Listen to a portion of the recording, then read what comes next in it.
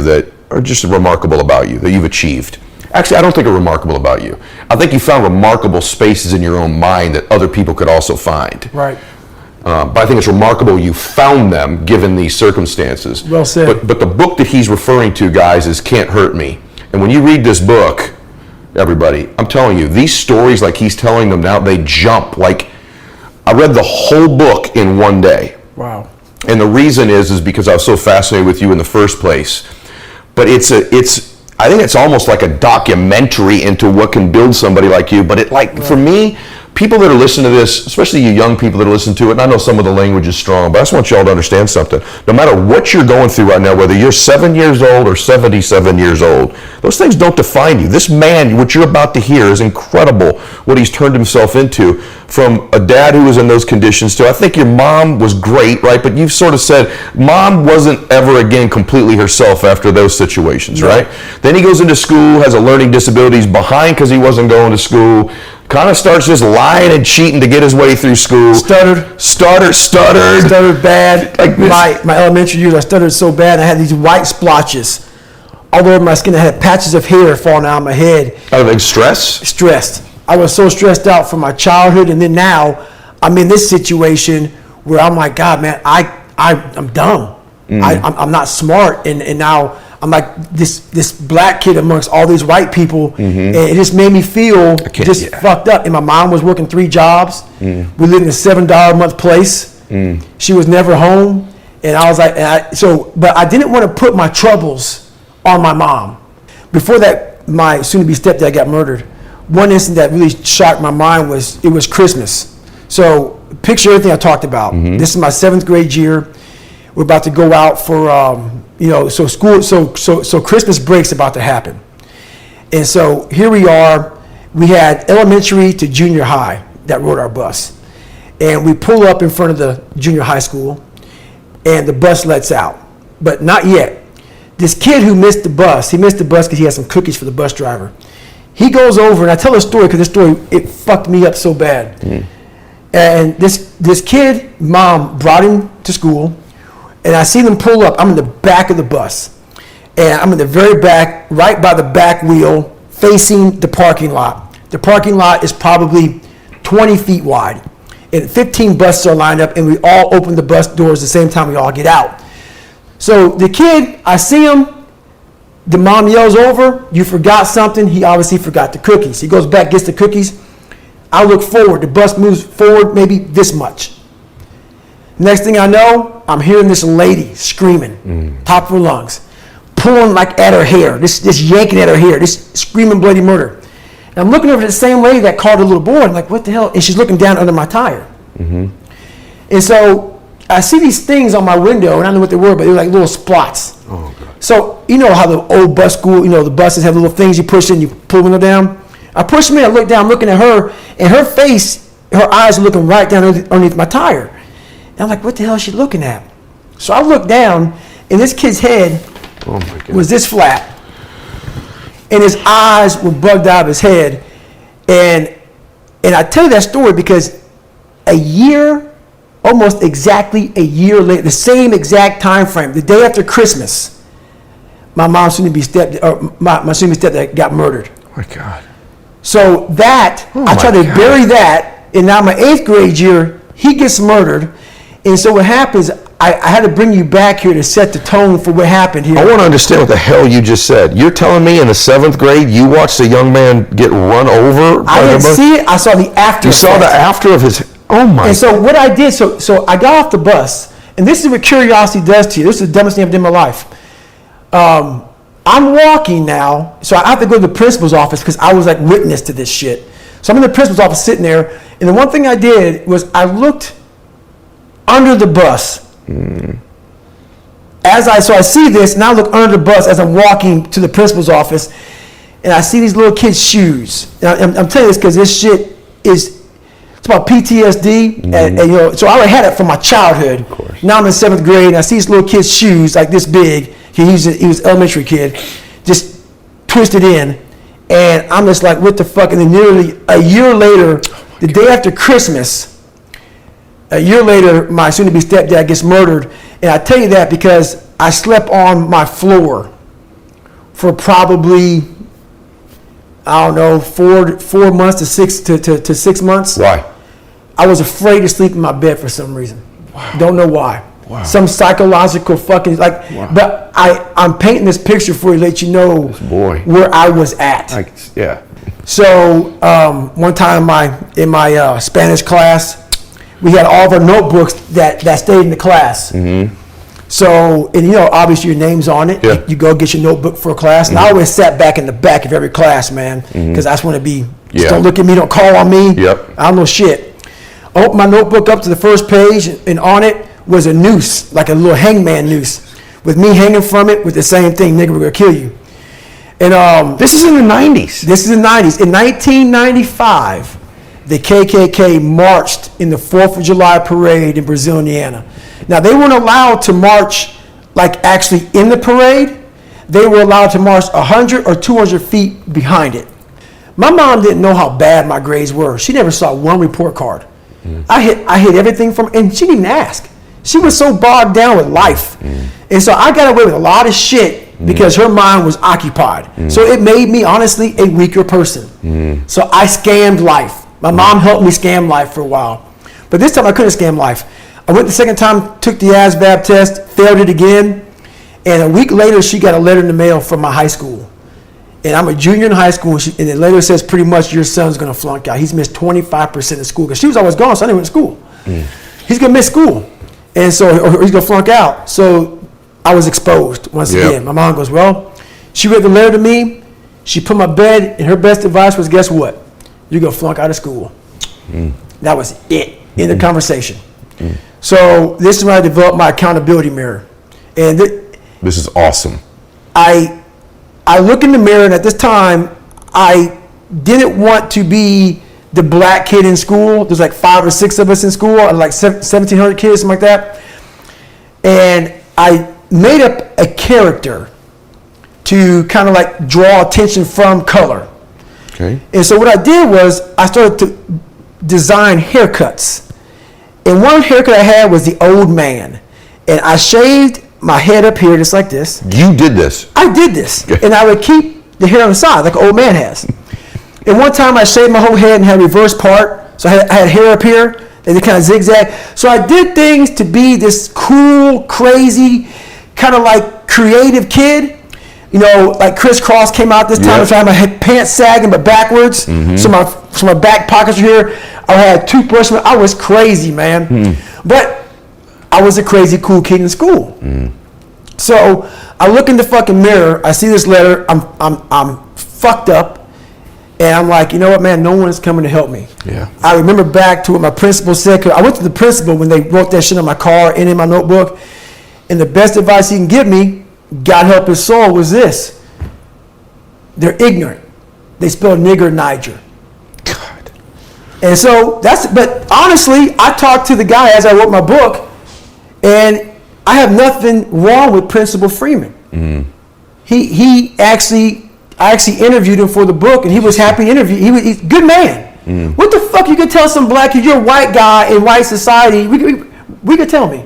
Mm. You could shut down the fucking school and have a fucking damn. So I started talking to myself this way in this mirror. Mm. What the fuck is Principal?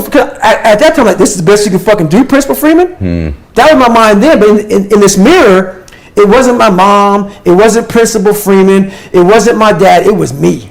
Because when nobody coming back to fucking help David Goggins, that was my mindset now. Mm. And so with my non-spelling ass, I started getting these sticky notes. Wow. And writing, you're fucked up. And my mom wakes up like, what is wrong with you? Mm. I go, man, I have to change because I can't stay here. Wow. I can't. I looked at myself in the mirror and I was defeated. I go, look at myself. I'm like, who am I? Mm. So I'm defeated in this mirror. And I'm like, okay, I'm changing. I said, Mom, can we please get a tutor? So we can only afford $15 a week for a tutor. So I have 4 hours a month. Okay. 4 hours a month. I had a 4th grade reading level, man. Wow. 4 hours a month for 6 months. Mm. That's all I had. So this tutor did one thing for me, very big.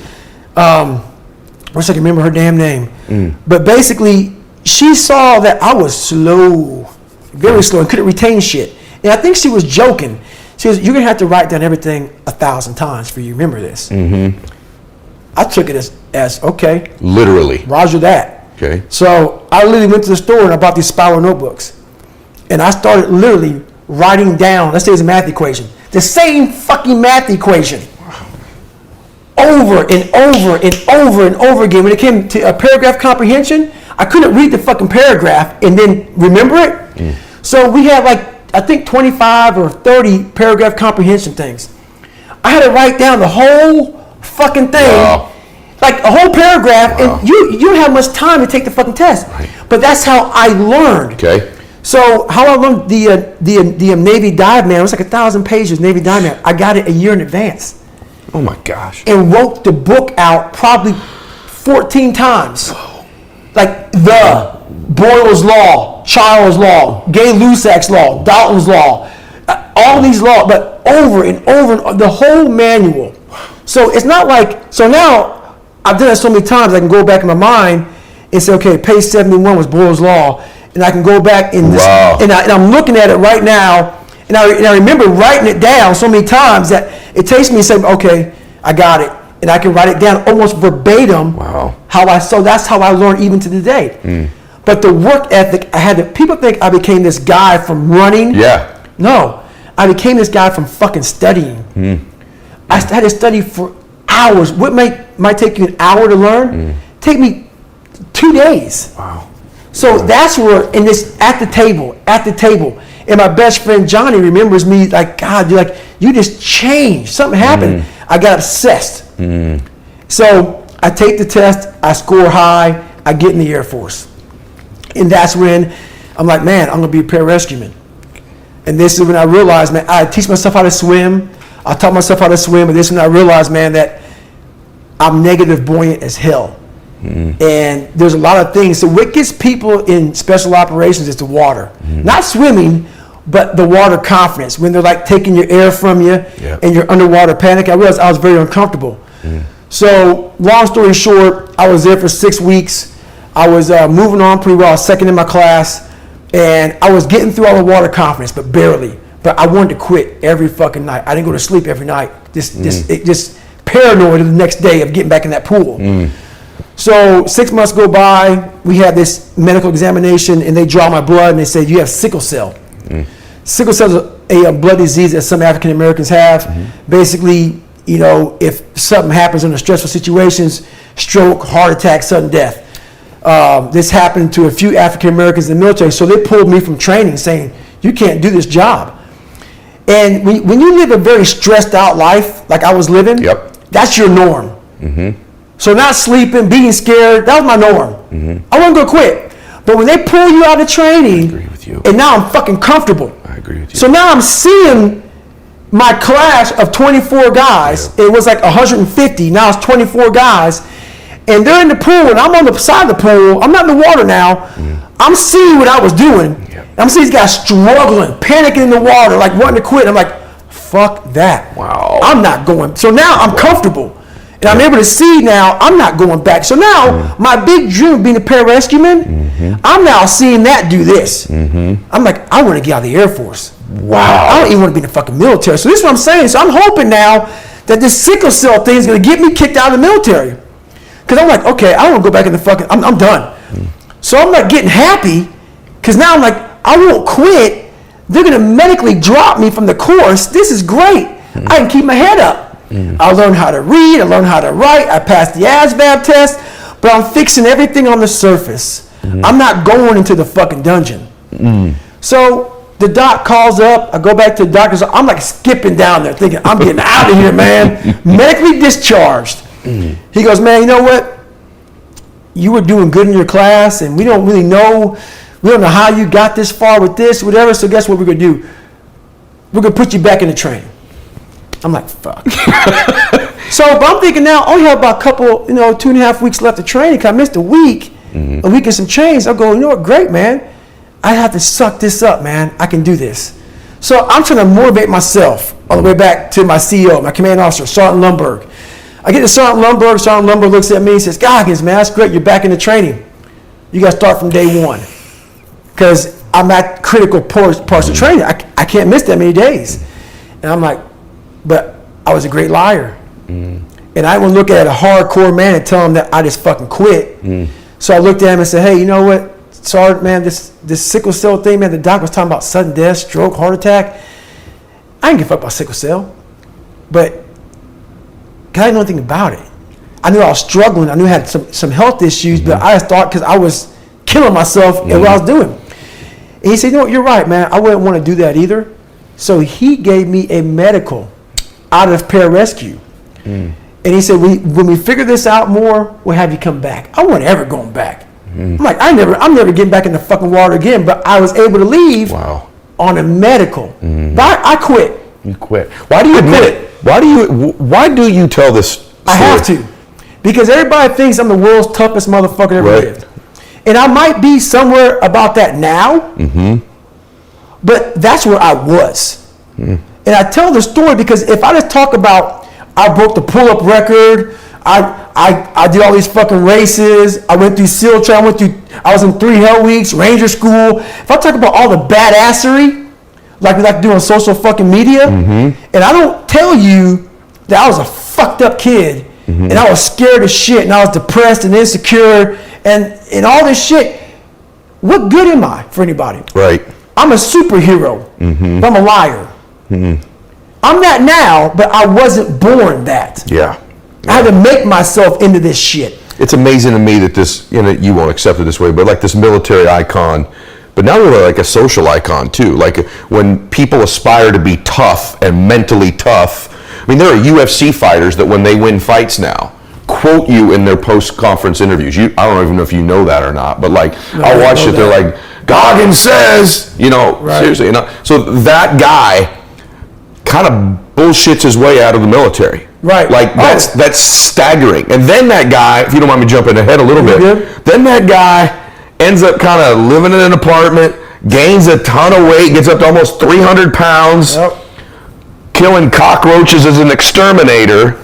This is just crazy where we're going to go right now. And then where we're going to go after that's even more bananas. But go ahead, jump back. So what's funny though, so I get out of pararescue, so I go to a job called TACP. Just real quick about that. It's a great fucking job, and the best job is in the military, but I'm all poopy past now because I'm not a pararescueman. So I'm thinking TACP some weak ass motherfuckers. Right. TACP Del Toro is one of the best fucking jobs in the world. But my mind, once again, has me shackled, and I'm thinking I'm not a pararescueman. So I'm like, TACP was a great job. I had great friends in it, and I did it pretty well. But I could have been so much better. My mind was once again hijacking me. So I get out, but from the time from 1994 to 1999 or 1998, I go from 175 pounds to 297. Not much education. 4.5 years in the military, I started spraying for cockroaches and making $1,000 a month. And I had an $810 apartment. Whoa. So I'm scrounging, dude. Yeah. And so my life is hard. And but fuck it, I'm spraying for cockroaches from 11 o'clock at night to 7 o'clock in the morning, and that's my life. But once again, man, you can't lie to yourself. I can lie to you, and I can lie to everybody else, and I was great at it. But buddy, every fucking day in that dirty mirror, that accountability mirror was no more. Fuck that accountability mirror. Let's just fucking shave my head and go to work. But I saw my reflection every day. But I really didn't know how fat I was. I didn't really want to look at myself. But I was haunted. These demons were in my head every day. Man, you ain't shit, man. God, dog, man. You wear this fucking uniform. You get in your fucking Ecolab truck. You go spray for cockroaches. You fucking go in the kitchens. You eat your fucking brownies and shit. In the back kitchen, you make shakes and shit while you're in there, man. I was like, fuck, man. So I come home, and I'll never forget it. I used to spray down Steak and Shake. My last stop at about 6:30 at night. Or 6:30 in the morning, I spray down Steak and Shake, and they had this big, large shake. They give me this special cup, and they just dump the fucking chocolate milkshake in there, and I go across the street to 7-Eleven. I had a 45-minute commute home, and I'd go over to 7-Eleven and get these chocolate donuts, like the mini Hostess donuts, and I was popping them like fucking Tic Tacs, dude. It was like I eat it, I just fucking pop it, boom. Just be driving, listening to the radio, popping them like Tic Tacs, drinking the shake. So by the time I got home, that box of donuts was gone. My mom lived about 2 miles down the road because she moved to Indianapolis, Indiana now. So what would happen is this. So I would eat that, and my routine was this. Shit you not. My breakfast was not that. That was my snack for my 45. So now, my mom, and this is no fucking shit, my breakfast, you know those fucking Pillsbury cinnamon rolls? Yeah. You got the 5, you got the 8. Yeah. I had the 8. So you had the 8, she baked that shit, and then it was 7 to 8 scrambled eggs hard, and half a pound of bacon well done, and I would chase that motherfucker down with Fruity Pebbles, 2 bowls, or Fruit Loops, something sugary. That was my breakfast after the fucking donuts and the shake. So this day though, I get home, call my mom up on the phone. She goes, "You want your staple?" I'm like, "Hell yeah, I'm a fucking staple," you know? And that's how I talk to my mom. You know, me and my mom came with some fucked up shit. Yeah. You know, man, why you cuss so much? Because my life wasn't easy. Sure. So I'm not gonna sit and sugarcoat it for Right. you. So my mom cusses at me because, but we have a great relationship. Okay, Greg, come over. And so at this time, my routine was to come home, turn the TV on, listen to the TV, like blare it, because like literally, I had this big living room, and my shower was like back down the hallway. So I turned the TV on and like blare the TV and kind of like listen to it a little bit as I showered. I'm hearing Navy SEAL. Heard about them, knew about them, but now I want to come out and see what they're fucking talking about. 'Cause I heard world's toughest. So I come out and watch this documentary. I come out, I had my towel and I had my shake down on the counter. I had this little fucking TV in this huge living room. So I'm looking at the TV and I'm leaning forward and I'm watching this shit, and it pretty much goes through first phase, second phase, and third phase, but they concentrate on Hell Week. Okay. But all I saw was the Pacific Ocean. Right. Water again. Dude, I saw nothing but water. More water than pararescue. And these guys are like going from this big class to this, it shows them quitting. And I see nothing but this jackhammer. Guys, snot bubbles and just rolling around, sugar cookies, in and out of the surf. And carrying these boats and logs. I'm like, fuck that. That shit looks evil. But guys, as they quit, I saw like their soul leaving their bodies almost on screen, because this look came over them. And I imagined, I remember myself back in pararescue training, I bet that's how I fucking looked in front of that fucking Sergeant Lundberg. And I bet he could see in my eyes that I was basically quitting. He knew I was quitting. He just gave me a medical. That motherfucker knew it. As a man looking at another man, you know when the man's done. And I'm like, so I thought about Sergeant. I said, that motherfucker knew I was quitting, dude. He just didn't. He saved me and didn't want to tell me I was quitting. He knew it, because I can look at somebody now and say, okay, dude, you're good, but I know you're quitting. It ain't your fucking knee or your back or whatever. You're quitting. He saw that in me, and I said, motherfucker, man. So now I'm watching these guys go through training, and it goes down to 22 guys are left, and it was amazing how it ended. Because these words, I don't know them exactly, but it's in my book exactly. And this commanding officer's at graduation, and these 22 guys graduate buds, SEAL training. And his commanding officer's in his dress whites. He's up there, some old skinny fucking commander, but you could tell he's been through the shit. Salty looking motherfucker. And he's looking hard, and his speech was amazing. He goes, "We live in a society where mediocrity is often rewarded." And he looked down at the 22 men, and he says something about basically, you all detest mediocrity.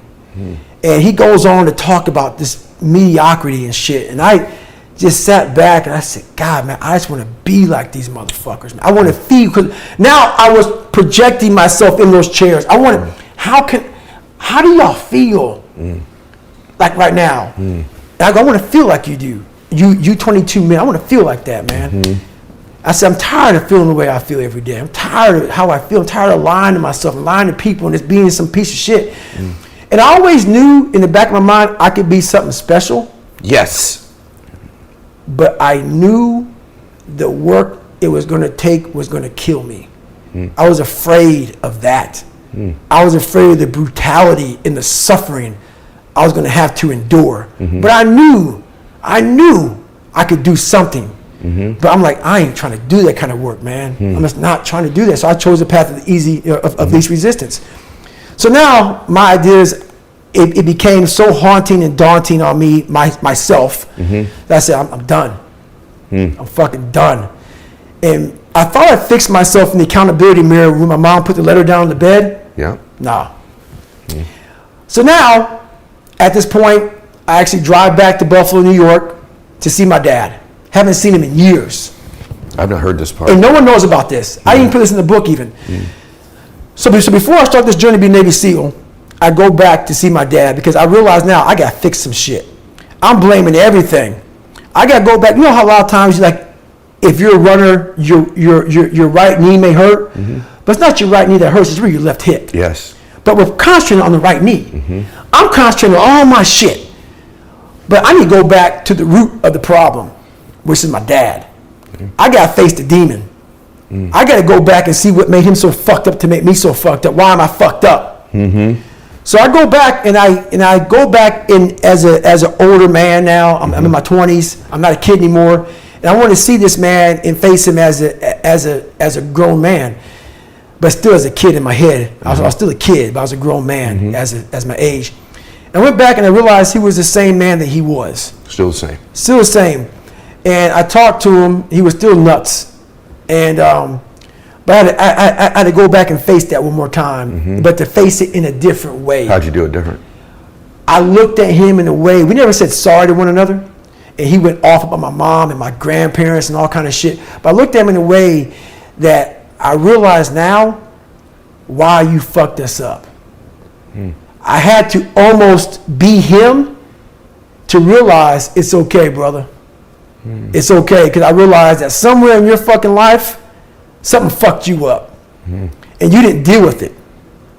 And so you put that shit on me, my mom, and everybody around you. I'm going to deal with my shit. Wow. So even though you gave me all this shit, you gave me a satchel of shit that I didn't deserve, and now I'm all fucked up, and people think I'm a fucking liar, and I'm all fucked up. You gave me this. You created this fucking nightmare of Goggins. I'm going to fix it, though.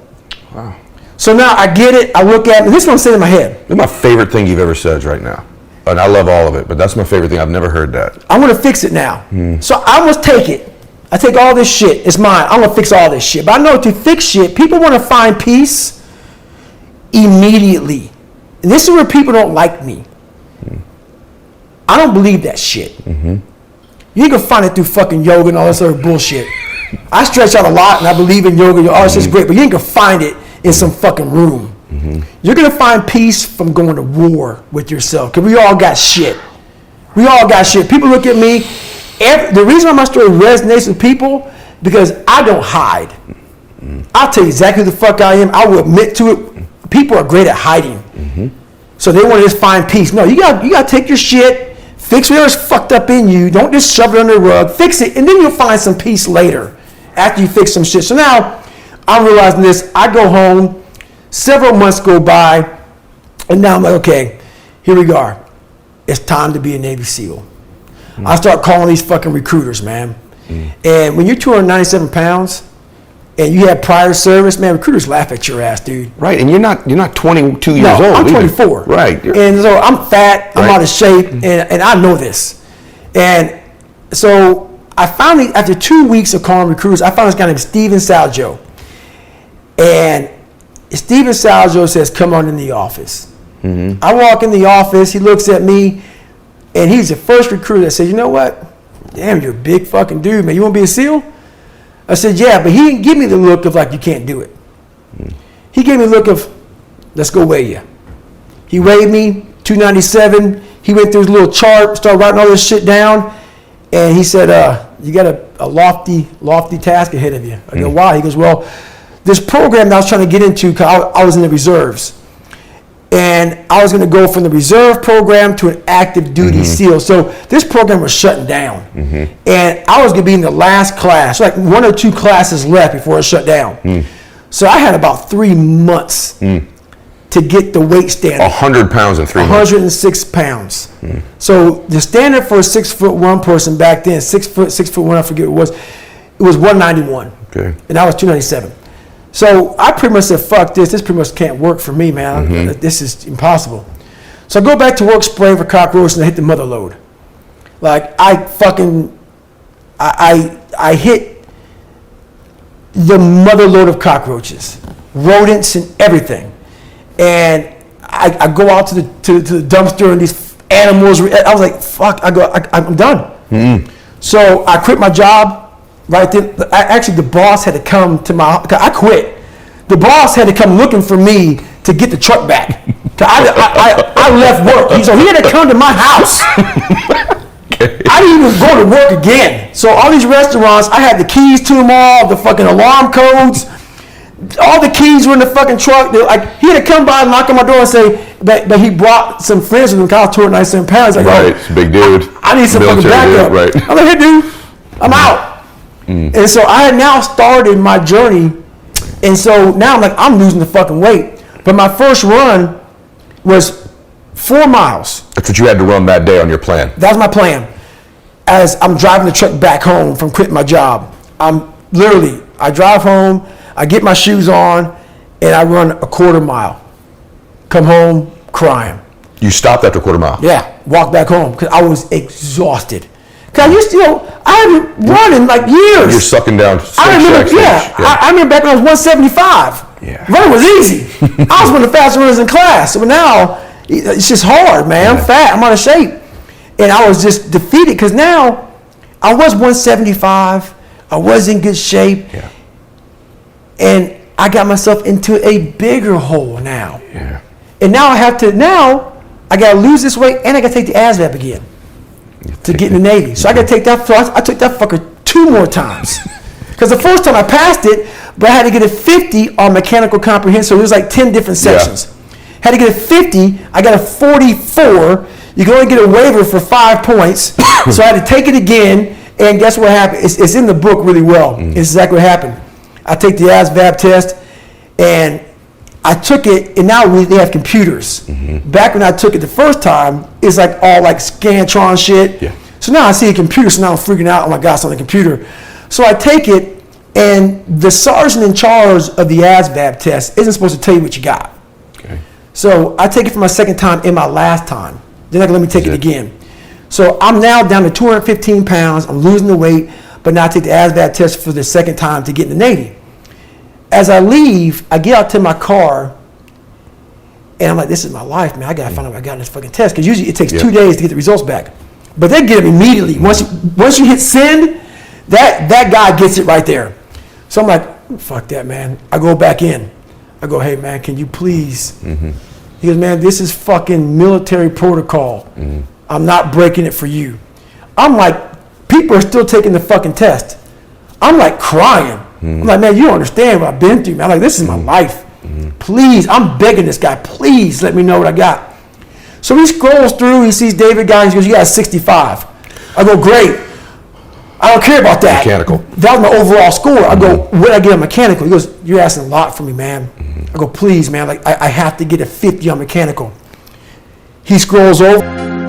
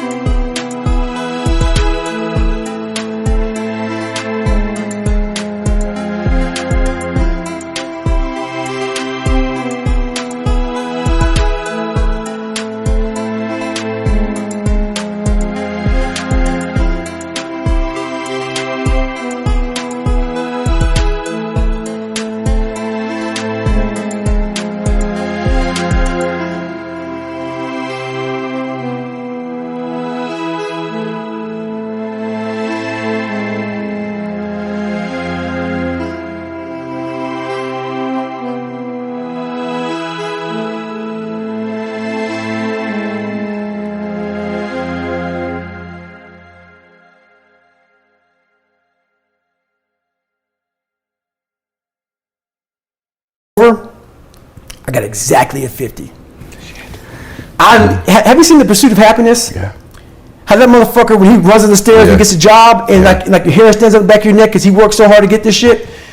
When I left that ASVAB and it's nighttime, I'm getting in my car, it felt like that. Did it? Something came on, it felt like I truly accomplished, even though I passed it before, but now I know I'm all in. That's good for me to hear, for people to hear, because I have a hard time picturing you celebrating anything. And so that's good to hear that something that, of all the things you've accomplished, you celebrated that. You know what's funny? I haven't celebrated since then. Because